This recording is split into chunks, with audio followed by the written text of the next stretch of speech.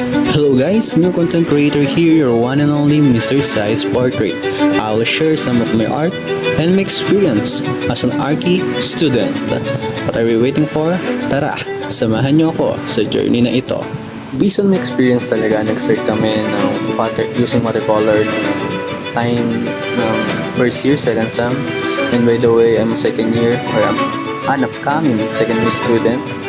Archi student, gumagamit kami ng watercolor talaga noon, and then yes, hindi ko siya gamay. Kung makikita nyo, hindi talaga siya realistic or hindi ako realistic gumawa.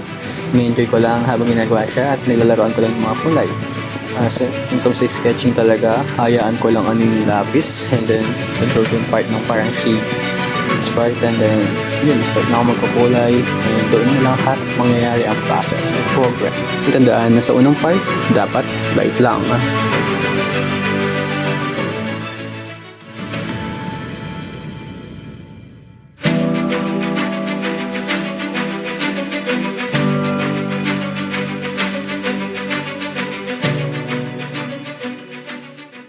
Okay, sa part naman na ito is nag-i-start na tayo maglagay ng details. Mas dinadark na natin yung mga may shadows.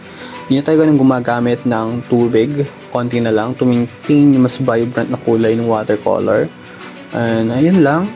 Just keep on watching.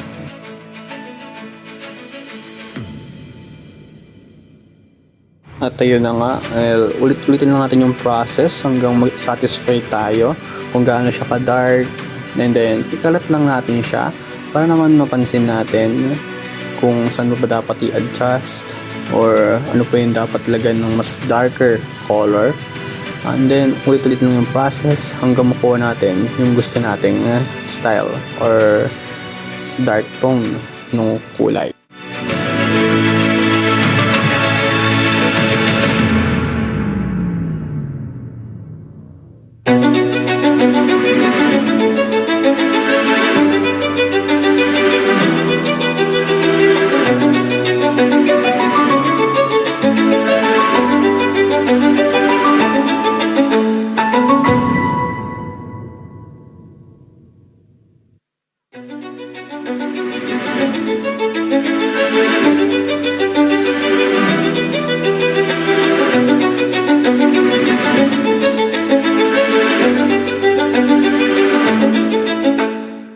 Tapos na tayo talaga dun sa may part ng mata.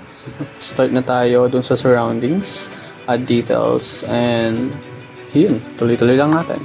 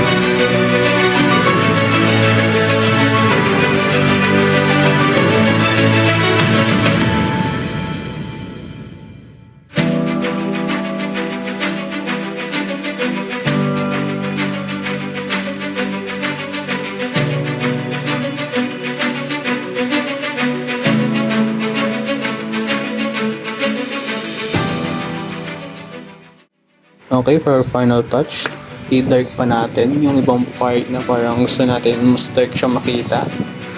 So, way natin. And, dun. Tapos na tayo nun. At, voila. Meron na tayo ay rendered using watercolor. Thanks for watching everyone. Please like, subscribe, and share this video.